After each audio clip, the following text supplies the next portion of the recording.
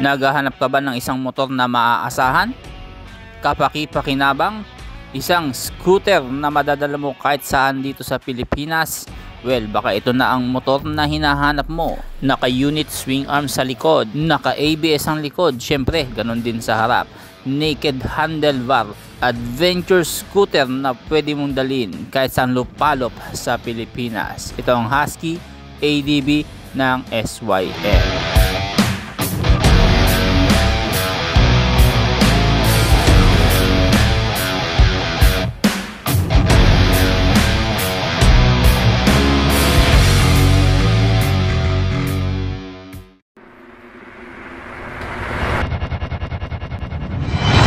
Boss Motovlog.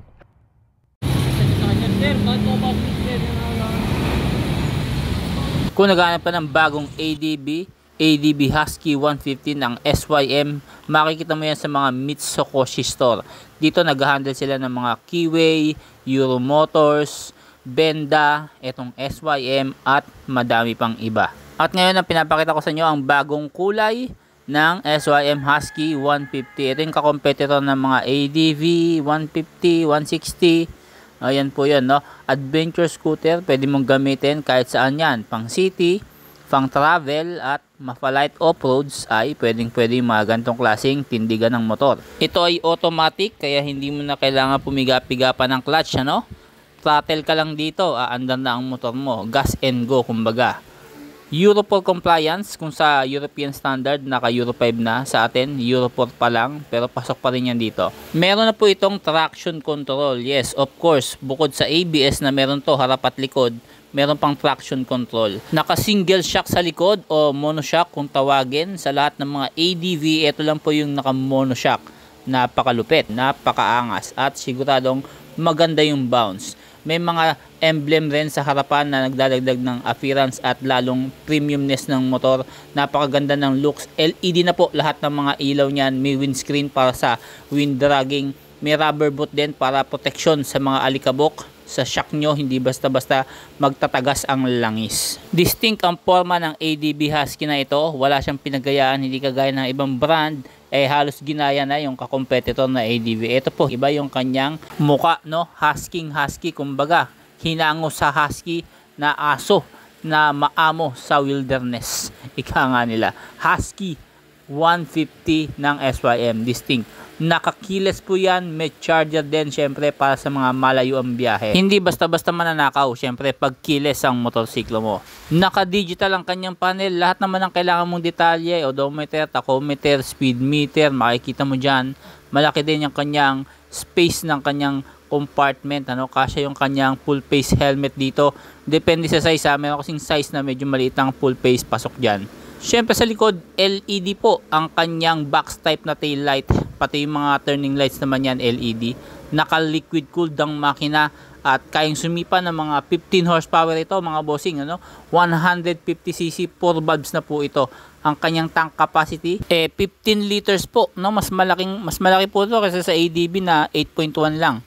Ito 15 liters po ang fuel tank capacity. Pagdating sa mga buttons, napakasimple lang naman. Ang maganda lang dito, meron siyang hazard light, ano? For emergency situation, ayos na ayos yan.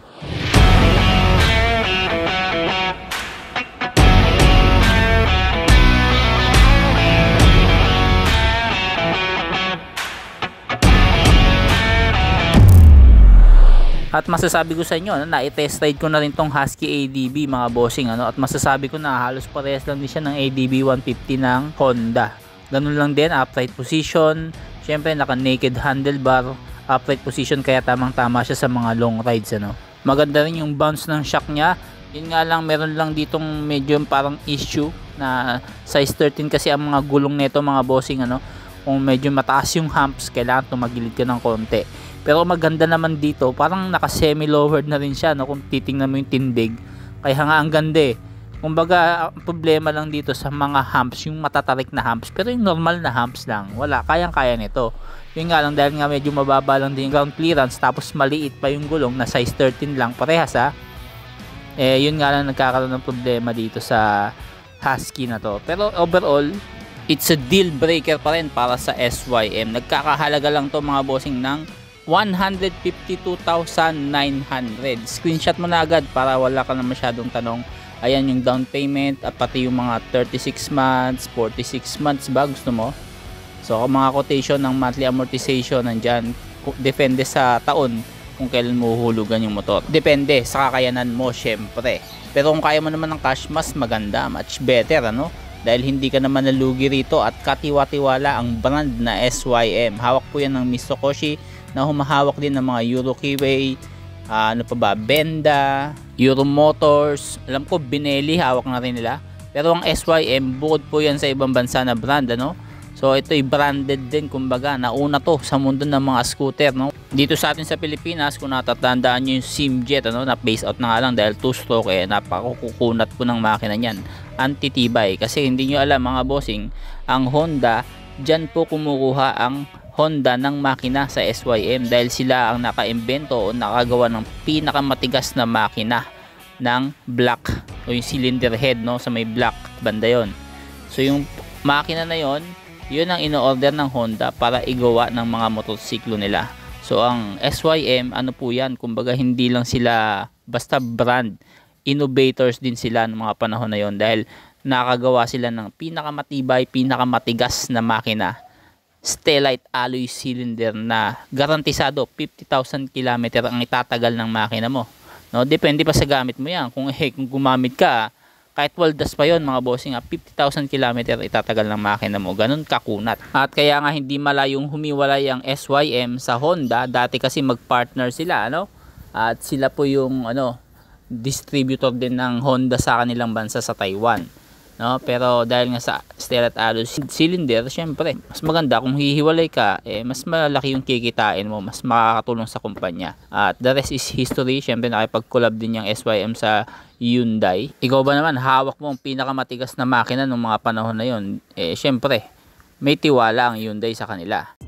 Alam mo ba na ang Sangyang Motorcycle at ang Honda ay dating magka-production partner? Yes, ito ang simula 1954. Ang Sangyang ay gumagawa ng mga dynamo sa kanilang bansa sa Taiwan, Taipei. Sa hirap ng buhay, bunsod ng gera, ang SYM ay hindi lang umasa sa mga dynamo sa kanilang mga bisikleta.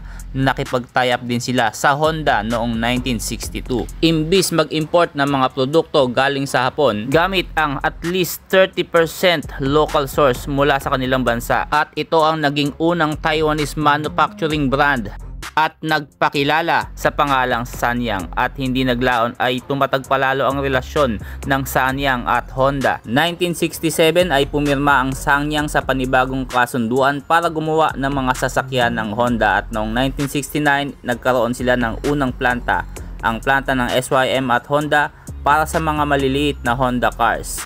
Unang sasakyan na nailabas dito ay ang N600, maliit at murang sasakyan. Sumunod ang TN360, maliit na pickup, mura, eksakto sa pangangailangan ng mga Taiwanese sa mga panahon na yon. Taon 1976 ay nakagawa ng Stellite alloy cylinder ang Sanyang, isang uri ng bakal at matibay pa sa mga dati nilang ginagamit. Garantisadong 50,000 km ang itatagal ng makina mo gamit ang materialis na ito, at kaagad ngang ninais ng Honda na magkaroon din sila at nagsimula ang pag-export nito sa Japan noong 1980s. Nagpatuloy ang Sanyang sa paglago at pag-export ng iba't ibang klase nilang produkto. Parehas ang Honda at Sanyang ay nagpatuloy sa kanilang mga production lineup. Ang Honda ay nagpatuloy sa paglikha ng mga makabagong sasakyan, samantalang ang Sanyang naman ay patuloy na gumagawa ng mga motorsiklo bawat bansa. Bawat taon ay palaki ng palaki ang kanilang mga nasasakupan. Direktang nakikipagkompetensya sa mga produkto ng Honda. Nagtuloy-tuloy hanggang 2002 at nagbangga ang kanilang mga landas. Ang Sanyang at Honda ay patuloy na lumago at hindi kinasama ng Sanyang ang kompetisyon, bagkus tumibay ang pundasyon ng isa't isa. May matatag na engineering department at matagumpay sa bawat landas na tinahak nila. Sa panahong ding yon, ang Hyundai naman ang nakipagkasundo sa Sanyang. Sa tingin mo, anong makukuha ng Sanyang sa Hyundai? Well, aerospace ceramic cylinders lang naman para sa mas matibay na makina, at ang electric fuel injection system na maaari nilang gamitin para palakasin palalo ang kanilang mga produkto.